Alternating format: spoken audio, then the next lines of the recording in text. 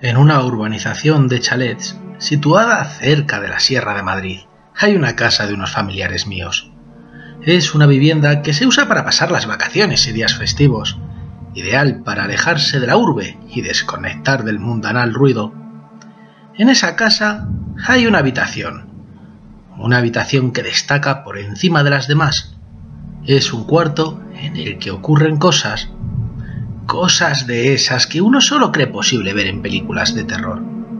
Es un lugar en donde se te pone a prueba, se mide tu aguante y tu valor, y cambia tu percepción del mundo si consigues pasar dentro el tiempo suficiente para ver y escuchar lo que claramente no debería de estar ocurriendo allí. Era el verano del año 2003. Yo tenía 18 años, y después de dejar un trabajo por el que no me pagaban, mis padres me recomendaron ir con ellos a casa de mis familiares, los cuales les habían dejado las llaves de la misma para que pudieran desconectar durante un par de semanas. Me pareció buena idea. Yo también necesitaba despejar la cabeza un poco, y ya puestos le ofrecí a un amigo que viniera conmigo. Pero mi madre me advirtió: tendréis que dormir en esa habitación. Y sabes lo que dice la familia sobre lo que ocurre ahí. Sabes las historias que se cuentan. Y créeme, que yo he vivido alguna de ellas. Si vienes, tú sabrás si quieres decirle a tu amigo lo que os encontraréis. Yo siempre me las he dado de ser exageradamente racional. Esas advertencias me las tomé a coña. Claro que había escuchado relatos sobre golpes en mitad de la noche, puertas y ventanas abriéndose, y voces terroríficas que acosaban a los inquilinos, pero las consideraba simplemente cuentos para niños. Por ello no le dije absolutamente nada a mi amigo cuando le ofrecí que me acompañara. Y tras las horas que siguieron tras el viaje y llegar allí, todo transcurrió con normalidad, hasta llegar la noche. La habitación se componía únicamente de 2 camas individuales separadas entre sí por una mesilla de noche. También había un armario empotrado con pertenencias de los dueños, y una ventana que daba a la parte trasera de la parcela del chalet. Todo muy sencillo y aparentemente normal. Esa noche nos acostamos temprano, pues estábamos cansados del viaje. Durante varios minutos estuvimos charlando sobre banalidades varias, hasta que la propia conversación se extinguió sola. Mi amigo se había quedado dormido y eran las 11 de la noche. Yo cerré los ojos. Me giré hacia la pared dando la espalda a mi colega y esperé a que me entrara el sueño. Y la escuché. Había una respiración entrecortada, jadeante y débil justo encima mía. Se sentía apenas unos 30 centímetros, y abrí los ojos. Me giré y miré al techo. Allí no había nada. Comprobé con la vista que la puerta de la habitación y la ventana estaban cerradas. No había sido la corriente. De hecho, el ambiente se notaba cargado, como si el aire pesara. Vi que mi amigo estaba durmiendo en la otra cama, enrollado con las sábanas y dándome la espalda. Mierda. Debía de estar a punto de dormirme y se me habrá mezclado algún sueño con la realidad, pensé erróneamente, por lo que volví a adoptar la misma postura y a cerrar los ojos. Y la noté. Un aliento interminente estaba recorriendo mi brazo, dirección a mi cuello, y me moví bruscamente para evitar esa terrible sensación, pero con eso lo que conseguí es que se cabreara. Una mezcla entre gritos y risas estallaron en la habitación. Era el mismo sonido que haría una vieja de 90 años que hubiera fumado 3 cajetillas de tabaco diarias desde los 14. La voz cascada y decrépita venía desde el centro de la habitación, y por muy alto que estuviera gritando, yo sabía que era el único que la estaba escuchando en la casa, porque ella así lo quería. El estridente sonido se escuchaba como si estuviera atravesando algún tipo de túnel o barrera que lo hacía resonar de manera extraña, como si viniera de una especie de portal que lo hacía sonar como si se estuviese emitiendo desde el lugar más alejado del mundo, pero sin perder la fuerza e intensidad suficiente como para no poder escuchar ni mis propios pensamientos. Y en ese momento yo me congelé, aterrado. No fui capaz de moverme. No me atreví a emitir ningún sonido por miedo a que esa entidad hiciera algo más que gritar y reírse a partes iguales.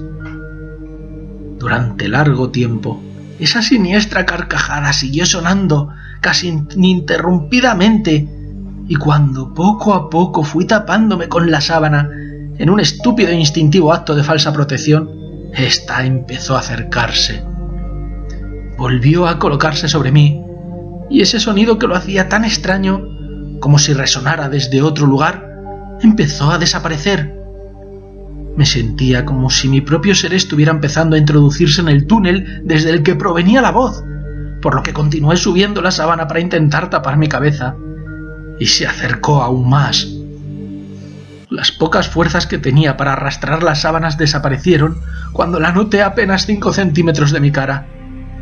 Toda mi voluntad se centró en una única misión: no abrir los ojos.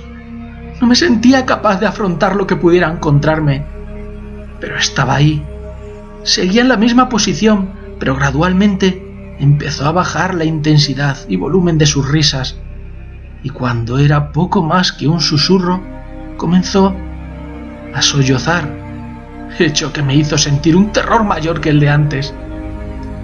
Cuando conseguí concentrarme un poco e intenté agudizar el oído, y noté que entre sus sollozos había lamentos, había palabras que no era capaz de comprender o traducir. Y en el momento en el que estaba más atento a su manifestación, cuando creía que podía entender algo, volvió a gritar con más fuerza y a reír como una histérica, consiguiendo que notara cómo mi corazón se quería salir de mi pecho. Es como si lo hubiera hecho aposta, como si supiera cuándo me iba a concentrar en escucharla para volver a chillar. Todo el vello de mi cuerpo estaba de punta, con tanta intensidad que dolía al mismo tiempo que notaba escalofríos. Ese ser siguió desplazándose a mi alrededor, y en varias ocasiones intercalaba los sollozos con los gritos y las risas. En un momento dado, empezaron a sumarse otros sonidos de difícil identificación, tales como objetos cayéndose, golpes y crujidos de cosas que evidentemente no había en la habitación. Sumado a toda esta retahíla de sensaciones, ocurrió que me empezaron a entrar unas ganas bestiales de mear. Fue tan grande la necesidad de orinar que pude girarme y entreabrir los ojos para mirar hacia mi amigo. Él seguía en la misma posición. En ese momento recordé que mi padre se levantaba absolutamente todas las noches para ir al baño, y concentré mi vista en el resquicio de la puerta, la cual estaba enfrentada con la del aseo. Si mi padre iba allí y encendía la luz, yo lo vería a través del marco. Rogué y rogué en mi interior porque se iluminaran las rendijas de la puerta para poder ir corriendo y encontrarme con mi padre, explicarle lo que me estaba pasando y quedarme con él. Ese pensamiento me dio el valor que necesitaba para que mis músculos reaccionaran llegado el momento. La voz siguió recorriendo mi situación, pero mi concentración en no mearme encima consiguió que la dejara de prestar tanta atención, y ocurrió. La luz se encendió. Saltando como si tuviera un resorte en el culo, salí disparado de la cama y abrí la puerta de la habitación, y encontré el frente del baño encendido, abierto y vacío. Mi padre no había estado allí, pero las luces se habían encendido. Un nuevo terror me inundó, pero mi necesidad de vaciar la vejiga fue levemente superior, por lo que entré en el aseo y eché la meada más larga del mundo. Mientras, nervioso, recorría con mi mirada todo el baño, pues la sensación de que no estaba solo me había acompañado hasta aquí, cuando vi un reloj de pulsera en la repisa del lavabo. Eran las 6:30 de la mañana.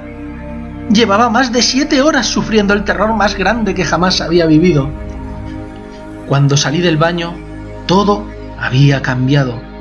Lo noté en el ambiente.